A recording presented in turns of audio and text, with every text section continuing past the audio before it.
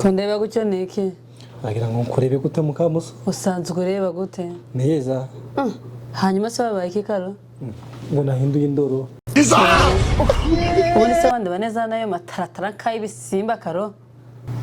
wayaretse harayo nguriye mukamuso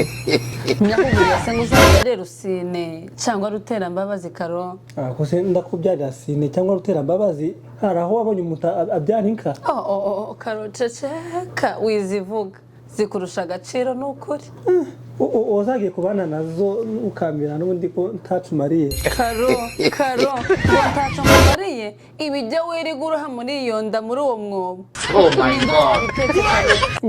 hanyuma se wowe ntabyujyaho uzobireke urebe ko nzopfa ariko man karo utujyonjya n'agahinja kavutse uyu muti gashobora kurya nitwugiye kuncuriraho ako nanjye utwonja ni pusi ntiyo dusimbuka mana yanje my god twari uko imana yakugize umuntu nukuri kugira inka twari gukuraho ubwatsi buguhagije ako nayo yikugira umubyeyi wanje wari kuzanyicisha inzara mana my god ariko kuvuga nawe urabishoboye yemwe ntugasekwe mvuga neza se ngumpembe mukamuso habika ahantu n'imbaraga zidashobora kugera ariko ukayahishura ukayatwara karo nuko rero uje umenya kubika neza ikindi gihe ngo amafaranga yawe ndi wajanye mukamuso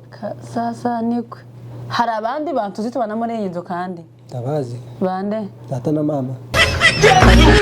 tusogoze nkeneye amafaranga yanjye ngiye nkubuje kuyakenera se mukamuso komeza uyakenere ariko karo tujye tuvugisha ukuri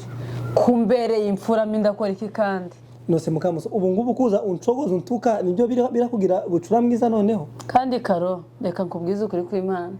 nta kindi kintu ugiye kuyakoza uretse kuyasuka muri iryo bondo ryawe hari ikindi kintu ugiye kuyakoza ni ukuri ntakibazo apfa ko ari mu nda yanjye atari ayawe irajamo karo uzabona ishano sawa ntaribye